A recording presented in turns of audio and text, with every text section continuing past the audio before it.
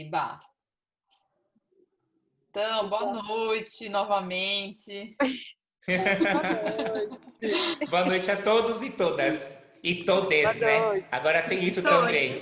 É todos, todas e todes. Todas, exatamente. A gente está muito feliz que a gente está entrando já na etapa de publicação e conversas, né, dos artistas, com os artistas, né? Então, eu acho que assim, vem sendo desafios que estão intrigando a gente, né? Tanto nós da cá, foi uma ideia que surgiu aí no começo da pandemia e a gente convidou a Ana Paula, né, que é a curadora do nosso eixo, o Cadu Gonçalves, do eixo decolonial, e a Paty Araújo, do Centro, para fazer parte dessa levada aí. E eu acho que agora começa a aparecer um pouco de cada curadora, assim, cada estilo de curadoria também, conforme vai vendo os trabalhos, desde a seleção. Então, começa a ficar ainda mais interessante, assim. Então, hoje é um dia para a gente conversar um pouquinho sobre os nossos processos artísticos, vocês, né, os artistas, falarem um pouco do trabalho que mandou. Assim, vamos ficar um pouco atentos só a essa fala não ser tão longa, tá? Para a gente ter tempo de se escutar. E conforme for entrando aí o Felipe, a Flora, a gente também vai reatualizando aí essa conversa, né? E a Ana também tem umas ideias aí já pensando na curadoria, tá? Que é legal também trazer, né, mulher? Uhum. Exatamente. E aí também porque é o que vai estruturar as nossas lives, né? Os nossos encontros virtuais aí em público, tá bom? O Felipe tá entrando. Não, a Flora tá entrando, o Felipe tá entrando Olá, também gente. agora. Boa noite. Tudo bom? Tudo bem? Tudo, e vocês, como vão? Prazer. Boa noite. Prazer falar com você. Boa noite. Ai, que legal. Gente, um minutinho. Tá ótimo. Então, só para... Bom, depois a gente vai... Bom, a gente podia começar, então, falando um pouquinho, né? Deixa eu só me apresentar para quem não me conhece, eu sou Bianca, eu sou uma das artistas integrantes da Cá. Eu sou formada em artes visuais pela Unesp, mestrado pela Unesp também, né? E a gente começou a Cá tem uns dois anos agora. Então, eu tenho um trabalho longo na arte e educação, desde a 29ª Bienal. E entre arte e educação e processo artístico, eu trabalhei muito tempo pesquisando e trazendo as questões do deslocamento, do pertencimento, dos lugares, das estradas. E aí foi encaixando com algumas questões da ancestralidade, que é principalmente a questão do caipira, do cara da roça, das benzedeiras, das ervas, e aí a gente vai chegando num lugar que eu estou hoje descobrindo muito, que é esse lugar do xamanismo, então, que linka com outras culturas de povos originários. E aí foi uma descoberta que eu passei dentro da Casa Arauá por 2 anos, né, com a Carol e a Areta, que está aqui hoje. E essa investigação. Bom, só para falar um pouquinho, para a gente conhecer um pouquinho. Então, Ana, quer falar um pouquinho também, rapidinho? Vou falar um pouquinho. Ai, Travou? Ana, vai, pode continuar.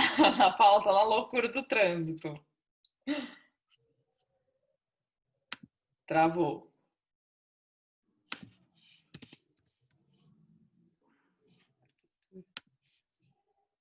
Acho que a bichinha travou mesmo, tadinha. A Ana, eu estava falando aqui com o Roberto, né? Porque a Ana, ela tá trabalhando numa galeria e ela sempre a gente conversa ela no trânsito, assim, ela não tem muito horário, tá bem difícil. Tanto que a gente ia propor, bom, depois a gente conversa sobre as lives. Vai ter que ser um horário específico, um dia específico, na verdade, para ser um horário melhor. Bom, vamos começar então por vocês, tá bom? Bora lá? Quem quer ser o primeiro? Ixi! Fala um pouco do processo, Tá do bom. trabalho. Vai lá, Eu serei. Bom, pessoal, boa noite, tudo bem? Meu nome é Roberto Santos, eu tenho graduação e especialização em artes cênicas. Atualmente eu estou no mestrado na Unesp, desenvolvendo uma pesquisa que se refere às indumentárias do candomblé, dentro do recorte de uma das nações que mais se popularizou no Brasil, que é a nação Queto, que ela cultua os orixás, que são oriundos da Nigéria, especificamente de uma região conhecida como Yorubalândia hoje, mas ela se estende até o Togo, o Mali e o Benin também. E dentro desse processo artístico, eu também tenho um diálogo com a arte educação, que eu vou investigando, né, como que esse corpo negro se relaciona com as manifestações artísticas a partir de seu aspecto cultural na diáspora e também essas relações que perpassam pela minha experiência pessoal como artista, como um iaô no candomblé e também como um destaque de escola de samba já há 20 anos no Carnaval de São Paulo. Então, o tempo todo eu vou criando as minhas amálgamas, eu vou criando esses diálogos a partir dessa minha experiência pessoal e vou desdobrando no meu trabalho artístico. Então, eu vou desdobrando isso nas artes cênicas, na performance, nas artes visuais, brincando um pouco com a questão da performance e também com as pinturas. E também tem um diálogo com a fotografia, onde o meu corpo é o próprio objeto de pesquisa e como esse corpo também pode, né, se desdobrar nas imagens. Então, o tempo todo eu estou me alimentando dessas práticas todas, buscando esse lugar de compreensão de como esse corpo negro dialoga com essas linguagens todas, a partir também dessa sua vivência pessoal, em diálogo com essa busca ancestral, com essa busca dessa cultura na diáspora e como ela vai se desdobrando como um todo no meu dia a dia, nas minhas relações pessoais, nas minhas relações interpessoais, no meu campo profissional e também como isso vai sendo reverberado como um todo, ok? Obrigada, Rô. Adorei te ouvir, que lindo! Muito obrigado. Pode continuar, Pri. A próxima vez eu fico quietinha. Não. Olha, gente, esse espaço aqui não tem lugar para o silêncio. Então se manifestem todos, se coloquem todos e, por favor, divulguem seus trabalhos, que são trabalhos incríveis, que eu já dei uma esmiuçada e eu tô sabendo que tem muita potência aqui. Então vamos colocar isso tudo para fora, por favor. Tá bom? Manda ver. Vamos lá. Tudo bem? Eu sou a Priscila. Eu sou formada em artes pela Unesp, em artes visuais. Fiz meu mestrado na Unesp também. E agora estou fazendo o meu doutorado em artes lá na Unesp também. Eu acho importante fazer essa retomada. Durante o mestrado, a minha pesquisa era sobre museus. Eu sou professora do curso de museologia, do curso técnico da Escola Técnica Estadual em São Paulo. Eu dou aula de comunicação e de mediação cultural.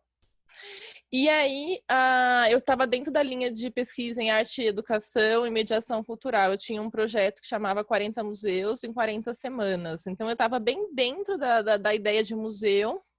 quando a minha orientadora começou a me cutucar e falar, mas por que você quer tanto ir no museu? Que negócio é esse, né? O que você vai fazer no museu, né? Aí eu falei, não, é porque eu quero ir, porque quero levar as pessoas. E ela falava, Priscila, para com isso. Você quer ir no museu e fica arrumando desculpa. E fica chamando as pessoas para ir junto, porque você não quer ir sozinha. E aí eu falei, putz, tem alguma coisa aí, tem alguma coisa nesse lugar, né? E aí, a partir disso que mexeu comigo, eu comecei a pensar o que eu estava tão procurando com relação à memória, com relação à minha história, com relação à ancestralidade. Então, em 2016, eu fiz uma viagem para a Bahia, que foi um divisor de águas para mim. Eu fui para Lençóis, na Chapada Diamantina, que é a cidade onde a minha avó nasceu, e ela viveu lá até os 33 anos. E aí depois ela veio embora para São Paulo, né? Daquela famosa leva de retirantes, né? Que vão para São Paulo. E meu pai nasceu na Bahia e, enfim, veio para São Paulo nessa vinda. E aí foi um resgate. Eu fui com a minha mãe, meu pai, meu irmão, a gente foi para lá, conheceu a nossa família de lá, e é uma família enorme, assim. Então eu me descobri lá, descobri muito da estética que eu trazia para o meu trabalho. Eu vi muita coisa lá. A minha avó, ela tinha falecido um ano antes, em 2015, e aí eu achava que eu nunca mais ia comer a comida da minha avó, e quando eu cheguei lá, em todo lugar tinha comida da minha avó, qualquer bar de esquina tinha comida da minha avó. Então, eu fui fazendo esse resgate, essa descoberta do que eu já trazia em mim, mas não tinha consciência. Lá na Bahia, eu fui visitar o sítio de uma tia, e quando eu cheguei lá, para minha surpresa, tinha argila no quintal. E eu fiquei lá horas sentada no quintal, jogada. Eu falei, gente, tinha um fio que já estava aqui, porque eu estava em São Paulo fazendo cerâmica, que já era uma coisa que eu fazia muito, e eu tinha esse fio que me ligava lá, né? E eu nem tinha essa noção, não tinha essa ideia. E não tem ninguém ceramista na minha família. Eu fui aprender cerâmica na graduação, já adulta, já era a minha segunda graduação, então eu já tinha 24, 25 anos quando eu fui aprender cerâmica. Então, ela veio tardiamente, mas se eu consegui fazer esse encontro. E de lá para cá, depois que eu voltei dessa viagem, eu comecei uma produção muito intensa, tentando ressignificar tudo isso, tentando fazer um mergulho nessa história, tentando encontrar, né, essas raízes que muitas vezes ficam perdidas da nossa história negra, dessa ancestralidade. Que ninguém conta essas histórias, né? A minha avó não contava essas histórias, ela fazia questão de esquecer tudo que ficou lá na Bahia, assim, ela não gostava de falar. Então, na minha casa pouco se falava. O que eu tenho de referência são as práticas, né? Que as pessoas não abandonam, é o jeito de cozinhar, é o jeito de vestir, que aí é natural, né? Então a gente vai se apropriando, o jeito de arrumar a casa, as cortinas, então tudo isso tá cheio, né, de uma cultura.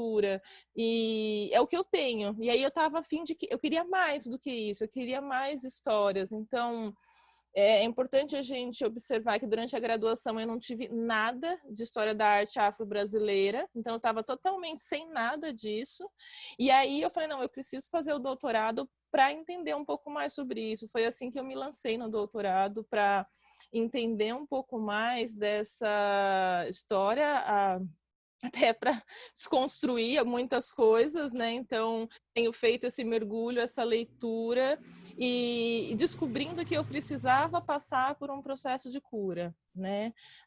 Descobrindo que eu fui vendo muitos artistas, Renata Felinto, por exemplo, que me marcou muito, assim, os trabalhos dela, Juliana Santos, e eu fui descobrindo que tinha um monte de outros artistas que tinham questões como as minhas, que estavam aqui dentro e que eu achava que eram só minhas, eram problemas meus de infância, e aí eu fui descobrindo que não eram só meus, né? Eram problemas de muita gente, era um problema social. Então, fui descobrindo isso, e atualmente eu tenho feito assim um olhar para a África mesmo, para entender a cerâmica que era produzida lá e que relação que tem com a cerâmica que é produzida aqui no Brasil. E aí a minha obra que está aqui no projeto, né, que está nessa exposição, ela está falando alguma coisa aqui, gente. não sei o que em 3 minutos. Pra mim também apareceu. Ai, não Para mim apareceu. também. Mas se parar, porque é o Zoom gratuito, pode ser que ele pare e eu mando outro link. Tá Aí, bom. Tá bem. não sei se vai parar. Aqui não apareceu no anfitrião. Pode Ok. Acho que a gente vai sumir daqui a pouco. não, não.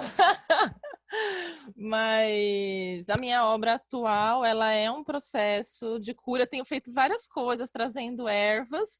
E aí eu também descobri que tem uma parte enorme da minha família que é indígena. O pai da minha mãe era indígena e ela fala muito pouco sobre isso. Eu fui para Roraima no ano passado e eu descobri que tem a gente ficou numa aldeia, fiquei 20 dias numa aldeia, Macuxi, e eu descobri que eu sou a cara daquelas mulheres. Fazia tempo que eu não me reconhecia tanto. Então, foi ótimo. Eu falei, meu Deus, eu liguei, mãe, a minha família tá aqui. Então, eu tenho feito uma busca tanto nos saberes indígenas brasileiros, como nos saberes afro-religiosos também. Então, eu trago um pouco dos banhos, dos chás, dessas ervas, dessas duas culturas, né? São muitos indígenas brasileiros, mas eu estou tentando pegar algumas. E aí eu tenho misturado essas ervas com o barro e tenho feito coisas a partir disso. Normalmente a minha produção eram bonecas, mas eu tenho feito atualmente performances, tenho feito instalações já há alguns anos. Aí o meu trabalho, ele vai nesse sentido, é uma performance que eu falo não, né? Eu experiencio uma questão, um processo de cura com o barro e com algumas ervas. É isso. Obrigado, Pri. Que lindo, nossa. Priscila, você precisa conhecer meu site e você precisa ver minhas performances que também conversam com a cura e com as ervas. Eu tenho 3 performances incríveis que é para poder fazer a cura de todo mundo mesmo. Eu tiro lá do túmulo, eu tiro tudo do túmulo, tiro tudo. Adoro! Eu tiro tudo Salve do o poder da túmulo. natureza. Se eu estiver no túmulo, eu tiro de lá de dentro e ressuscito.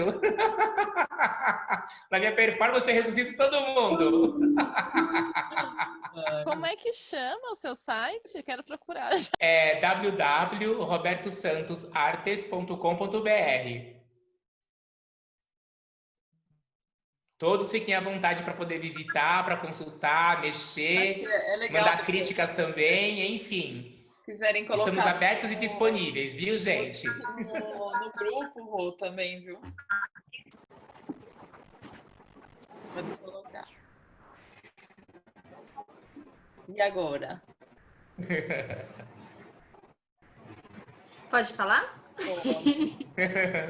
Puxando o gancho, né? Boa noite para todos, todas e todes. Meu nome é Areta, eu sou fotógrafa. E o início dessa caminhada fotográfica começou há 7 anos atrás, quando eu tinha terminado o ensino médio, eu decidi fazer fotografia. E daí aconteceram umas transformações de vida e eu acabei não indo até o final, porque ou eu trabalhava e estudava, ou eu ia fotografar rins que me descobri, né? No meio desse processo todo. E foi o que aconteceu. Eu fiquei 1 ano e meio na primeira graduação de fotografia. E aí eu comecei a me dedicar à caminhada xamânica, né? De se envolver com esse processo de autoconhecimento, espiritualidade, e ao mesmo tempo ir de encontro profissional na vida e buscar uma junção desses 2 caminhos, né?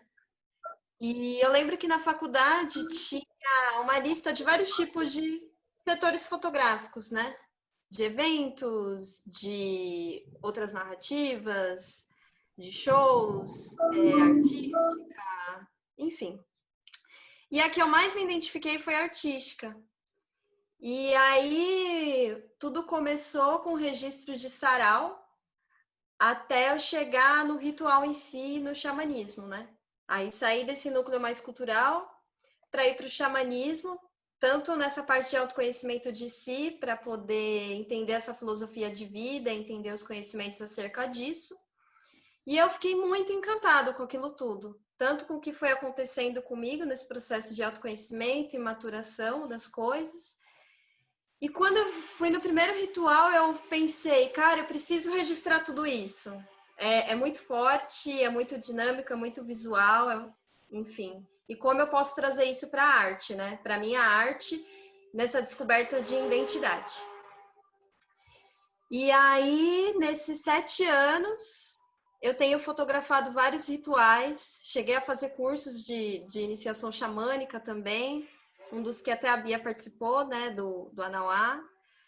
E durante essa trajetória eu fui capturando, né, a essência do que é ritualística, tanto nessa parte visual, que deu origem ao tema da minha proposta, que é sacralidade sagrada, que é fazer um recorte imagético dos altares, né, trazendo uma representatividade universalista de diversas culturas. Então, eu participei de vários rituais que tinham cultura a ver com o xamanismo andino, o xamanismo nepalense, a cultura grega, a cultura afro, indígena principalmente.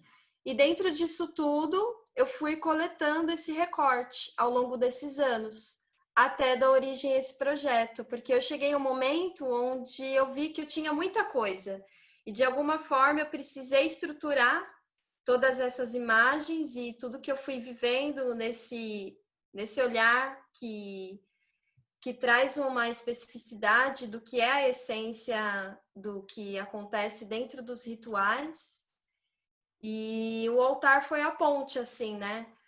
Porque é um momento de contemplação de todo mundo, quando tá todo mundo muito envolvido ali na força, com as medicinas, com a música, enfim. E acabou que caminhando por isso, né? E agora na pandemia veio esse momento, assim, de começar a trabalhar em cima desse material todo, né? Ao longo desses anos, porque por conta, né, da quarentena, a gente parou, assim, com os rituais, e só vai retomar, assim que as coisas estiverem melhores e tal. Mas, ao mesmo tempo, isso começou a me instigar a escrever sobre, a me instigar a compartilhar mais teoricamente sobre o que é, né? E é isso, caminhar por essa narrativa documental ritualística, né? Que é muito rica e traz muitas cores, traz muitos elementos que enaltecem cada aspecto e cada origem, assim, dos povos, da ancestralidade, da espiritualidade, e do que isso toca, assim, emocionalmente, com uma sensibilidade de um olhar ali bem dinâmico, bem enaltecido nas cores, né, nos deuses, nas deusas. E aí o estopim disso tudo também foi um curso que eu fiz ano passado de fotografia, composição e linguagem, que daí juntou e casou com essa ideia também. No dia do meu aniversário eu consegui fazer uma exposição, que era o último dia do curso, então foi um presente, assim. E ali nasceu tudo isso, e agora veio essa oportunidade do CAA, assim, que abraçou toda a ideia, assim, e foi de encontro, assim, com o que eu sinto pela fotografia nessa narrativa. Então é isso. Não. Até foi uma questão que a gente fez pareta, como que é o corpo fotográfico dentro de um ritual, né? Porque ela registra e Sim, participa do ritual ao mesmo tempo. Ela muitas vezes está na força, né? Ou nessa meditação no coletivo e tem esse um pouco desse distanciamento do observador, assim, né? Então também é o altar, mas é também toda aquela energia que está acontecendo ali, né? Demais. sim, tudo que tá conectado, né? E no começo eu sentia muita dificuldade, assim, porque ou eu estava na força, ou eu registrava e não sabia administrar, mas com o tempo isso foi se aperfeiçoando, assim. E aí essa pergunta do corpo foi um desafio para mim, porque eu tive que pensar numa coisa ali, porque tem um movimento, claro que tem. Eu falei, cara, é o olhar, né? O olhar muito preciso, assim, para isso. Uhum. Legal, obrigada, Rita. E agora? Gente, eu vou emendar, porque daqui a pouco também começa a minha aula, então vai ficar meio que 2 telas aqui. Oi, gente, eu sou a Flora Mateusa, Tenho 22 anos e deixa eu ajeitar aqui para eu me ver até melhor. Vocês conseguem me ouvir bem? Sim. Mas sou a Flora e eu estudo História aqui na Unifesp Guarulhos. Sou de Guarulhos mesmo, moro aqui no Pimentas, que é uma região periférica aqui da cidade. E sou uma travesti não binária, negra. Eu acho que eu parto muito desse lugar, dessas anunciações, né? Eu acho que a minha arte ela surge a partir do corpo em que eu estou e que eu inauguro no mundo. Então sempre vai ser em reflexo daquilo que eu sou, do corpo que eu sou, daquilo que me abriga e de entender que esse corpo ele é parte de um todo, né? Uma simbiose do que é a natureza, do que são os espíritos, do que é o estar e ser no mundo. Então, sempre eu vou partir desse lugar da minha relação com o corpo. Mas também, como eu sou historiadora, né, eu acho que o passado sempre foi um objeto que me interessou muito.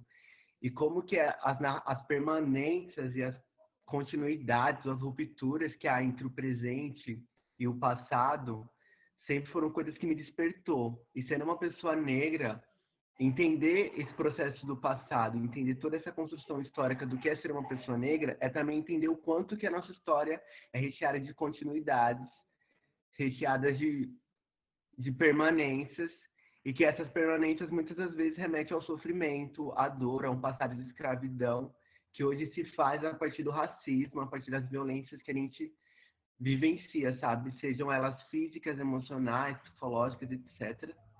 Então, sempre eu vou tentar criar a partir da arte essa conexão entre o que foi a narrativa do passado e a narrativa do hoje, tentando encontrar uma permanência ou não entre esses dois tempos, né, nas nossas trajetórias. Eu começo a minha experimentação artística no Lamb, então, tipo, fazendo colagens, fazendo algumas pinturas e tentando reproduzir isso a partir do Lamb, porque eu sempre entendi a rua como um lugar de grande exposição, sabe? Sabendo que, tipo, as galerias são espaços privados, ou, tipo, o grande mercado da arte são espaços privados que a gente, para conseguir, sei lá, viabilizar nossa arte para essa rede, a gente tem vários degraus, várias barreiras para se construir, e a rua sempre foi o lugar que a gente pode habitar, sabe? E de entender a rua também como uma extensão do que a gente é.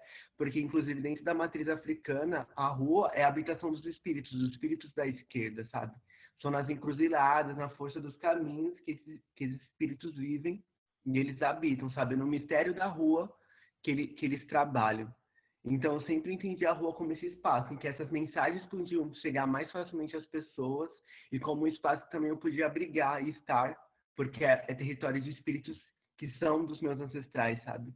É território de mensagens que são da minha ancestralidade.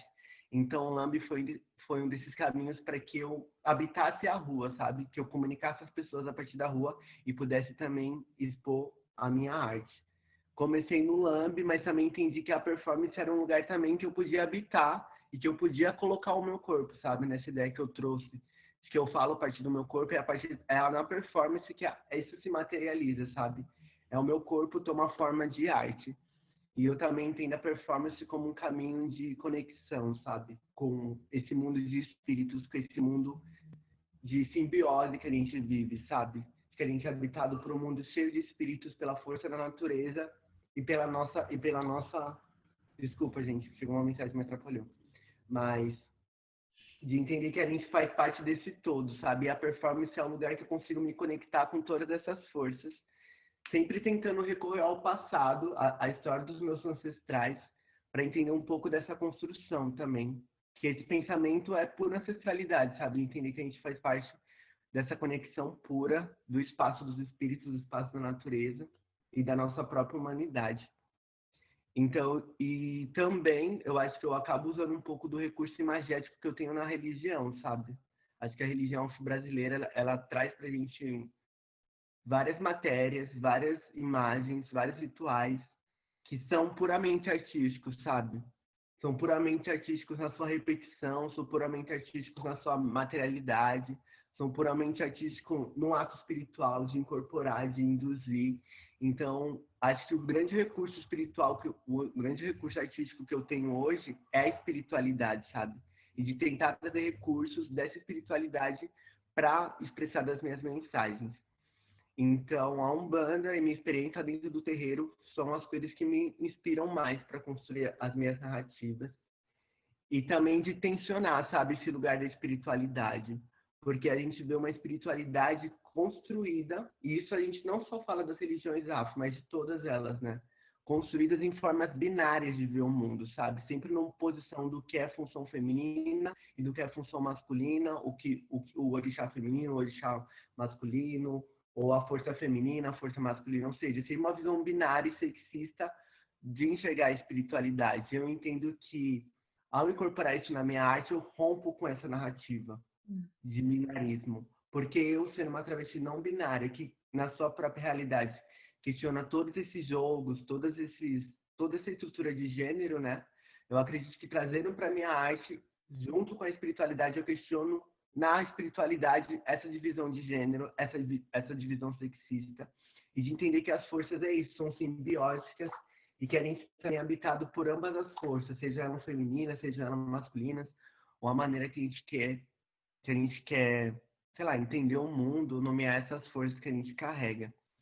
E acho que nesse trabalho que eu trago pro KA, foi um pouco do experimento de entender essa espiritualidade e de colocar acho que um pouco dessa experiência da quarentena também, e de trazer símbolos da quarentena como silêncio, como isolamento, causando diálogo com arquétipos e matérias que a gente tem dentro de religiões de matriz africana, né?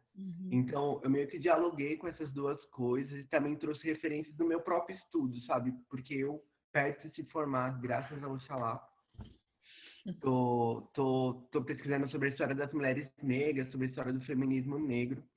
E eu quis também trazer um pouco de diálogo dessa narrativa, sabe? Porque as mulheres negras carregam ancestralidade em suas palavras. Em toda a sua construção política de afirmação de mulher negra, eu vejo uma mensagem muito grande dessa mensagem que é espiritual, dessa mensagem que é ancestral. Então, eu tenho tentado trazer um pouco dessas referências também para minha composição. Eu acho que é isso, gente. Muito obrigada. Demais, muito obrigada. Ai, ô, Ana Paula, você tá com o áudio podendo falar? Eu queria ver que agora ela tá num lugar bom para conexão. Agora tô.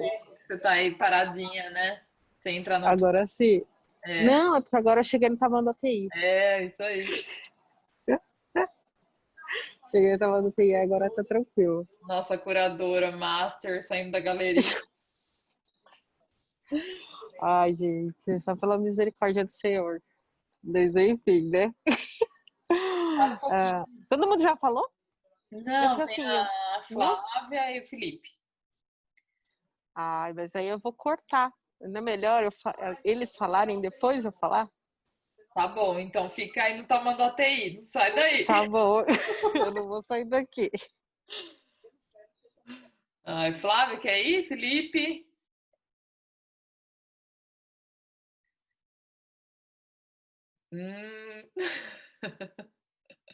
Vai lá, Fê.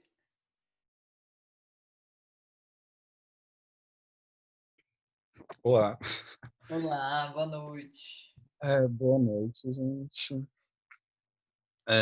Sei lá, quando o Roberto, né, falou, eu tô precisando desse banho para ressuscitar, sair do meu túmulo, enfim. Acho que eu vou falar a partir do trabalho, né? Eu mandei uma vídeo performance, e ela foi criada no início da pandemia, e eu demorei um pouquinho para criá-la, né? Houve um festival chamado Gira em Casa, e aí isso me suscitou a criar alguma coisa. E era um período que eu estava muito angustiado, acho que um pouco mais do que agora, no início da pandemia. Eu estava muito angustiado com o que viria a acontecer, e como é que a gente ia resolver as coisas de casa, né? E eu não sei em que momento eu senti a importância de estar protegido na casa e o quanto eu devia, sei lá, aos meus avós e toda a história que veio antes de mim, e não só aos meus avós, mas também aos meus primos e tios que estão convivendo comigo e que estavam garantindo a minha sobrevivência, né? O quanto, por mais difícil que tudo que eu estava passando e toda a minha ansiedade, estar nesse lugar e estar com os meus era uma segurança. E, e foi a partir daí que eu falei, eu preciso, sei lá, talvez seja essa homenagem, né? Essa casa. Que essa casa carrega essa história, né? Tanto da minha avó, tanto da minha família, e tudo que veio antes, e antes de chegar aqui, e, e aí foi quando, sei lá, eu fiquei percorrendo a casa muito tempo, e escolhi os objetos para montar um altar. E aí eu pensei em acender uma vela, firmar uma vela, para fazer essa homenagem tanto à casa, à estrutura, quanto a todos que construíram e todos que mantêm essa casa e a minha existência, e permite minha existência, sei lá, minha vitória, minha derrota e tudo. E, e acho que depois eu fui compreender algumas coisas, né? Quando eu fui escrever o projeto para enviar para vocês, foi que eu fui pensar de novo nessa performance. E é entender que certos signos, por exemplo, acender a vela está ligado à minha experiência recente com a Umbanda, mas também estava ligado com uma experiência da minha avó, da minha bisavó, também da minha avó, o quanto esse signo estava presente desde muito cedo, sabe? Aí eu me lembrei que que minha avó costumava, minha bisa, né, costumava muito ir ao cemitério e acender velas, e tanto no túmulo da nossa família quanto no cruzeiro. E aí eu percebi que havia essa ligação que eu não tinha percebido, mas que estava lá, né? Que está em mim. E acho que é isso. Não sei. Acho que era muito homenagear os meus. É, e foi isso. Tô meio confuso. Aí sobre mim, eu descobri a performance muito recentemente, em 2016. É